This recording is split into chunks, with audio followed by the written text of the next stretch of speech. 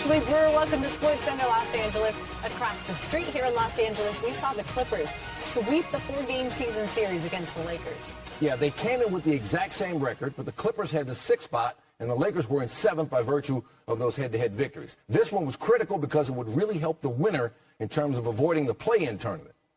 The Lakers have an 87% chance at a top 6 seed with a win. Clippers have a 92% chance with a win. Here's what Ty Lue said before the game. We fight for our lives trying to get into the playoffs. So the implications of this game is very important, and so we understand that, they understand that. And so it's the first time, when a game has actually really meant something between these two teams. All right, let's get it going. Clippers up 9 first quarter. They came out hot. Russell Westbrook knocking down the 3, and then a little gesture for LeBron James. Westbrook having some fun with his old teammate. He had 14 points, 4 assists, 3 rebounds for the game. Second quarter, James turns it over. Clippers going the other way. Norman Powell, big off the bench. He had 27. Lakers minus 25 with James on the court, plus 6 with him off the court in the first half. He had only 3 points at halftime. Closing seconds of the second quarter, Kawhi Leonard for 3, 4 for 7 from 3 for the game. Finished with 17 points, hit 3 threes in the first half. We go third quarter. Lakers down 20, and James feeling it from way out there. A few minutes later, Lakers down 12. Clippers turn it over. James hit 16 in the third. Lakers within 10. Less than a minute later, Anthony Davis hit 17 points, 11 boards. Lakers within 11 after 3. Do they have another run in them in the fourth quarter? They're down 16 here. James came back with 14 more in the fourth. He finished with 33 for the game. But the Clippers, just too deep. Bones Highland, 14 off the bench. The bench scored 55. Next Lakers possession, they turn it over. Clippers going the other way.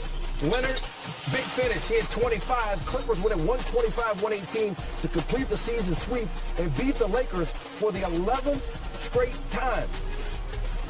It is what it is. Wherever we end up, that's where we end up.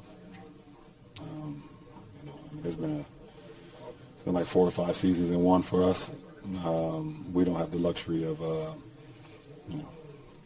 saying this is what we need to do, this is what we're going to be. We need to still continue to play good basketball. We got another game on Friday versus a very good team. Then we end the season on Sunday, versus Utah. So we'll see what happens. We'll see wherever we fall, and we'll be ready to go.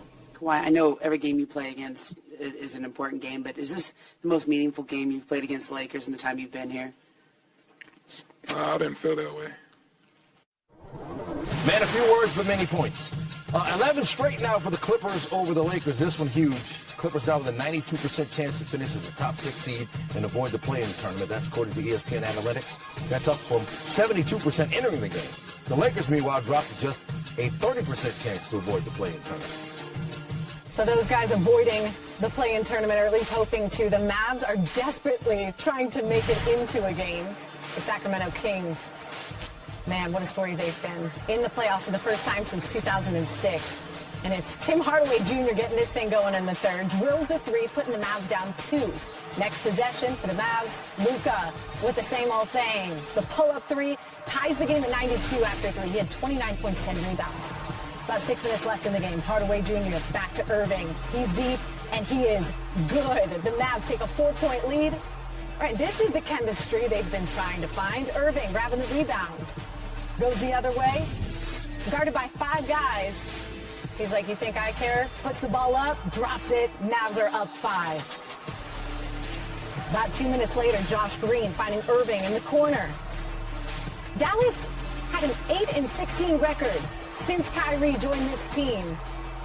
We haven't seen them play like this. But they want to keep this season going. Kyrie with a game-high 31.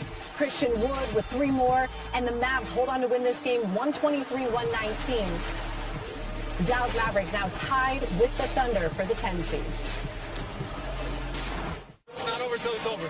So we just got to put one foot in front of the other and just keep maintaining a poised mentality and keep being there for one another. And the results will come even though we got a few games left, man. We don't control our own destiny, but we do control our effort out here right now. We needed to win this game. There was no, room for error. We couldn't lose this and hope that, Oklahoma City loses 2 games. So now we just wait and watch, but we still have to take care of business on Friday. Grizzlies in New Orleans to face the Pelicans. New Orleans in the 8th spot, but just a game out of the 6th spot. Memphis 2 games behind the Nuggets for the top spot. The Nuggets officially clinched the top seed in the West. Memphis is a win or a Kings loss away from clinching the 2 seed, while the Pelicans, again, have clinched at least a play-in spot with their victory on Wednesday. And lucky us, Chineo Gumake hanging out with us. So the Dallas Mavericks, as we just saw in that highlight, playing for their lives, and they live to see another day. They're tied with the Thunder for that 10th spot in the West. Ultimately, when the game ends, after a couple more games, who gets it? Oh, my goodness. I think it's going to be the Mavs because I saw something that I've been waiting for them to see. Finally. Desperation. We want it. We want to get this win. And they delivered. I mean, their top 2, Luka Doncic and Kyrie Irving, what do they give you? 60 points. And we all knew that this was one of the highest scoring duos in the NBA, you know, Kyrie and Luka. But they really struggled in trying to figure out, okay, how do we really manage this offense? It's been more like you take a turn, I take a turn. But rightfully so. Luka is so good in the first and third quarters. Kyrie is so good in the second and fourth quarters. Kyrie is one of the most clutch players, and we saw that shot almost hit the top of the arena. That arc to make that final shot that really sealed the deal, that was really impressive by Kyrie. They need to improve on their defense. Their defense is not good. They're second worst at rim protection. They need to improve at sharing the ball. As I mentioned, they're second worst in assists per game. If they can start distributing the ball, if they can start, please, defending a little bit, at least go out there in the stance and try a little bit. They showed the will that we've been waiting for them to see. It was it's not March, it's not lose or go home, but right now it feels like it for the Mavs. A little bit of life, finally. Oh, we saw some life in the Clippers. Not a whole lot from the Lakers. LeBron with 3 points up to halftime. How did the Lakers fall apart, and how did the Clippers take advantage of them falling apart, especially in that middle part of the game? Absolutely. I mean, look, we all know what it was. It was a back-to-back, and they really wanted to win and compete. We saw LeBron James before the game. He was in his Terminator mode, but the reality is he just didn't have the energy. He didn't have the legs in the beginning. But who did? The Clippers. I mean, did we see the Brody? It felt like a revenge game. He was hitting shots, and then he was doing some things with his hands that we can't talk about. But it was so funny because it was impressive. This Clippers team seems to have the Lakers number. Now, I feel like it was a little unfair knowing that it was back-to-back. But the Clippers shot the ball really well in the first half, 55% from 3. The Lakers, it's weird because you always see these big performances from LeBron James, and normally that galvanizes his guys. But it just seems like they ran out of gas, and it stinks because this was the huge game for them. They could have made it all the way up to the 5 seed, but now they're still hovering and trying to be like, okay, let's look at this play-in situation. Yeah. And I think they're going to look back and be like, man, that was an opportunity lost, even though they didn't have the legs. Especially considering the way LeBron played in overtime last night. What? It had so much life in him, and then comes out, just was a little flat today. But a couple more games left. We will see you soon. We'll see you all over ESPN like you always do. Thank you today. Great as always.